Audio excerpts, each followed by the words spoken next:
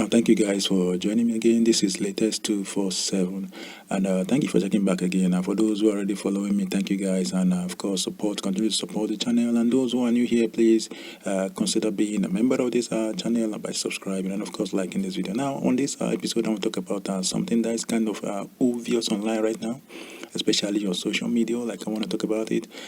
This has happened a lot of times. I mean, I've watched it play out, especially on Twitter. I mean, other platforms are kind of not so strong as the way Twitter moves it, and that's the fact. That's the fact of people always trying to play the victim. Robert Kiyosaki. I mean, a lot of people might know him, who is the author of Rich Dad Poor Dad. Is very famous for talking about investing and saving and all of that. So he was actually interviewed in a particular podcast by Bet David. Bet David, who is the owner of Valuetainment.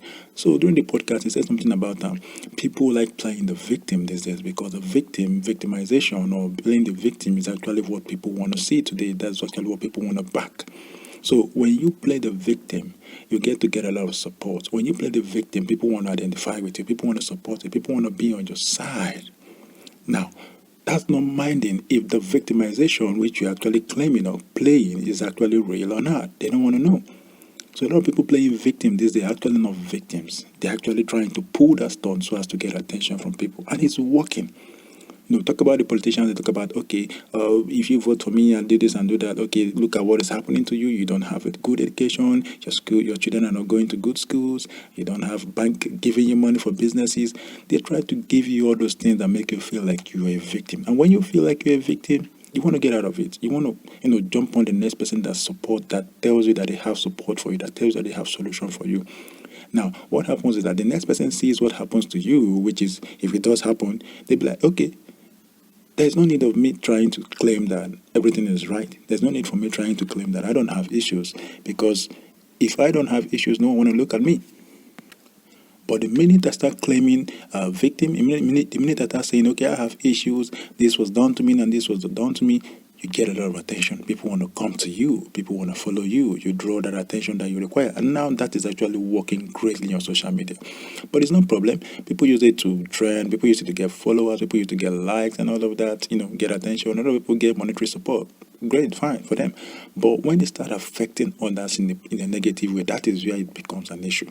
Now I'm trying to divert this, to a particular situation that happened one time, which is, of course, it has happened a lot of times. We've had people being accused of rape up and down everywhere, and a lot of them are actually real. Now, I'm not trying to pull it out. I'm not trying to pull it down for those who have been victimized. No, enough respect for those who have suffered victimization from other people in terms of assault, in terms of rape, in terms of molestation, or whatever thing they've suffered as a victim that are legit, that are actually legit.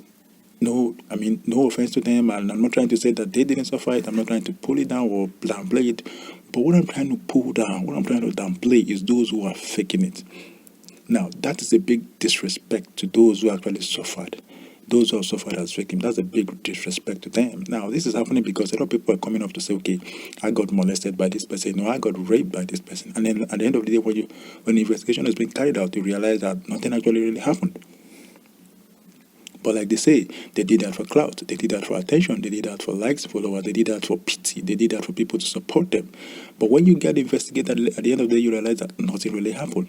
Now, there was a case that happened one time, which, became very popular at the time, which was a particular musician known as the Banj. I mean, if you don't know him, he's also known as Bangali or Kuku Master, Nigerian artist, very popular. And of course, he's known worldwide. So there's this case about this lady coming online to, accuse him of a rape that happened some years back. And this was happening at the point when he was celebrating his 40th birthday. I mean, it was a very happy, time for him, and he was online posting pictures, talking about great things about his music career and his life and everything. And then suddenly this popped up on Twitter. He get talking about being raped by this guy. And before people will even try to investigate or ask what happened, is this a joke or something, everyone jumped on it. I mean, literally, a lot of people jumped on it and started accusing him, started abusing him, started calling him names and everything like that. And before you know, in a very short period of time, petitions has been signed, calling on different companies that are actually, that had contracts with him, different companies that he was actually contracted to and as, was working as an ambassador to them, asking them to pull his name out. asking them to take out their contracts, that they shouldn't work with him, that he is someone that is not to be worked with. He is not someone that doesn't have a good character. I mean, the banks and everything that he's working with, they were calling on them to pull out the contract, to cancel everything and take him out. And of course, some did responded, even without investigation. Can you imagine how silly that can be very quick, without actually finding out what is actually happening? Now, the guy had to step up and be like, I didn't do this, and I know I didn't do this. Of course, I might have my own weaknesses. Of course, I'm a musician, and we know that musicians actually have a lot of engagement, have a lot of relationship, and a lot of, one-time businesses with, a lot of girls and all of that, especially the guys. But he was pretty sure that he never did something like that. Whatever girl he did had anything to do with was consensual. So he was sure about that. And that particular situation was actually a no-no. So he followed up. He didn't keep quiet. He said, of course, I know I'm not guilty of this, so I'm going to pursue it. He got the police involved. They got to get arrested. They took her in for investigation. And upon investigation, they found out that nothing actually happened. But rather, a friend of the girl was actually the one pulling that stunt. And upon deeper investigation, also they realized, or they found out that the person behind, the mastermind behind the whole rape accusation was actually the Banji's former manager. So the former guy that was actually his manager, they broke up, went their separate ways. I think the business didn't go well for both of them. So the guy is trying to get back to him to get money from him, because of course he knows that he has the money. So he didn't know how to get it. So he tried to frame it up, in terms of rape. Like when you say someone raped you and you cannot defend yourself in that situation, you get charged, and maybe you will now be asked to pay a hefty sum of money, for whatever thing you have caused the person, mental, whatever thing they try to, the lawyers pays it to become. You'll be paid, you'll be fined a lot of money, and you will even be jailed if care is not taken. So in this case now, he was trying to fight for himself. So upon investigation, they found out that it was the manager that's actually pulling all that stunt, and the manager disappeared when he realized that the matter has gone beyond what he actually planned. He disappeared. They couldn't find him. Now the lady involved, the main lady that actually, that her name was actually posted and that said that she got raped. Of course, it was the friend that posted, that actually pushed that message. The lady came out and said nothing actually happened. That she doesn't know why her friends actually taking the matter that way and trying to cause problems. That in fact that he loves the band, he likes him, he likes his music and all of that, and she wouldn't want to do anything to pull him down. That nothing happened between the two of them as such. So as the information came out, the matter got buried. That was what happened. There was no rape. Now, what now becomes an issue, especially for a lot of people on the sideline watching this, or like. Those guys that actually signed the petition, those guys that called him name, those guys that tried to pull him, that abused him and followed him, everything about him, talked everything about him. Where were they when this happened? Because no one came back to apologize to this guy. No one came back to say, okay, guy, we're sorry for what happened. I think we are very fast in taking the actions.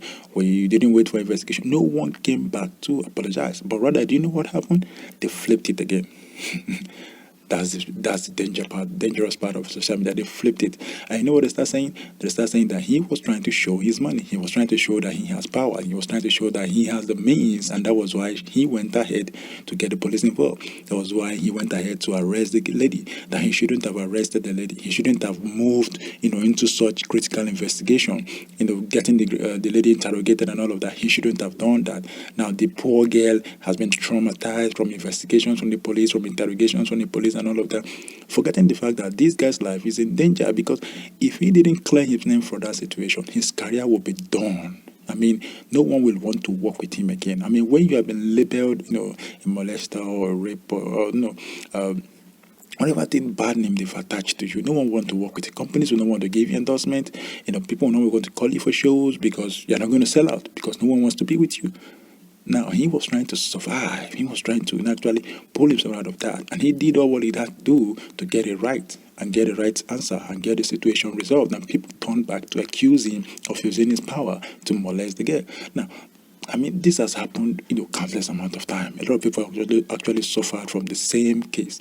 Thereby, the one that happened to Davido one time as well. I mean, Davido's case is actually very high. The one that happened to Two-Face as well.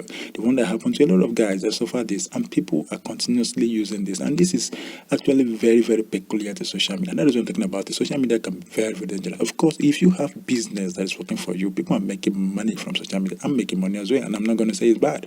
So, it is good, but if you you don't know how to use it, if you don't control it, if you don't have a plan for it, then it's going to have a plan for you. So if you don't plan on how you're going to use it, it's going to give you a plan by itself. And by me saying that means that it is going to control your action. So when you got something you got to do online, go do it. But when you don't got something you got to do online, get out of it. Because when it sucks you in, it sucks into the black hole, and eventually your mentality starts changing, your mentality starts shifting, and then you start cycling into that victim relationship, into that victim mindset. And then you also eventually one day will want to victimize yourself so that people will love you. Want to victimize yourself so that people will give you attention. People want to victimize yourself so that people will support you, even when you know that you are actually not the victim. And that is a very, very, very limiting, critical, and dangerous mindset. That's what I gotta say, guys. There's a lot of things to talk about this, But I think this should stop here. Thank you guys for listening, and that's it. Thank you.